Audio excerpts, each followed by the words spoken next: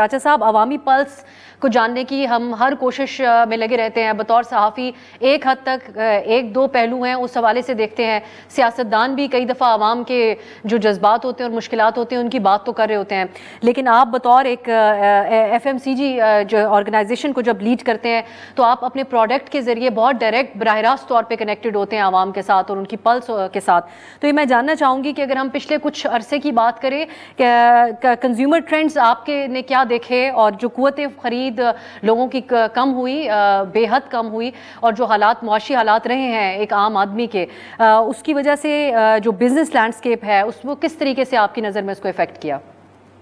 जी अब साहब, मैं आपके साथ बड़ा इंटरेस्टिंग कुछ फैक्ट शेयर करता हूँ। 1947 से लेके अब तक पहली दफ़ा जब पाकिस्तान के अंदर इन्फ्लेशन ने 20% क्रॉस किया वो था 1974। वो 26.6% की इन्फ्लेशन आई थी। 1974 से लेके 2008 तक कभी भी इन्फ्लेशन ने 20% क्रॉस नहीं किया। 2008 में सेकेंड टाइम पाकिस्तान की हिस्ट्री के अंदर इन्फ्लेशन क्रॉस हुई 20% को, और वो भी उस वक्त आपको याद होगा कि वो लीमन ब्रदर्स का सारा सिलसिला हुआ था जब आपका ऑयल प्राइसेस $150 पर बैरल को क्रॉस कर गई थी। उस वक्त पाकिस्तान के अंदर 20% प्लस आई थी। इन दोनों मौक़ों पर दोनों सालों के अंदर एक जब 20% क्रॉस हुई तो उसके फ़ौरन बाद एक शार्प डिक्लाइन आया इन्फ्लेशन के अंदर। थर्ड टाइम जब आपकी इन्फ्लेशन क्रॉस हुई है 20%, वो पहली दफ़ा हुई है 2022 के अंदर। इन्फ्लेशन ने 20% क्रॉस किया, 2023 के अंदर 29% किया, और हालिया साल के अंदर जो इन्फ्लेशन रिकॉर्ड की जा रही है वो 24% है। यानी कि पहली दफ़ा 75 साल के अंदर ऐसा हुआ है कि 3 साल एक साथ तकरीबन इन्फ्लेशन 25 पे रही है, जिसकी वजह से क्यूमुलेटिवली जो इन्फ्लेशन रही है वो तकरीबन कोई 60-70% गई है। अब जब इन्फ्लेशन 75% जब जाए तो जो कंज्यूमर है या जो आवाम है उसके ऊपर कॉस्ट प्रेशर इतना बढ़ गया है, कॉस्ट ऑफ लिविंग इतनी बढ़ गई है, आम जो बेसिकली ज़रूरियात ज़िंदगी हैं उनको हासिल करना इतना मुश्किल हो गया, बिकॉज इनकम उस तरह ऊपर नहीं गई, सैलरीज उस तरह ऊपर नहीं गई।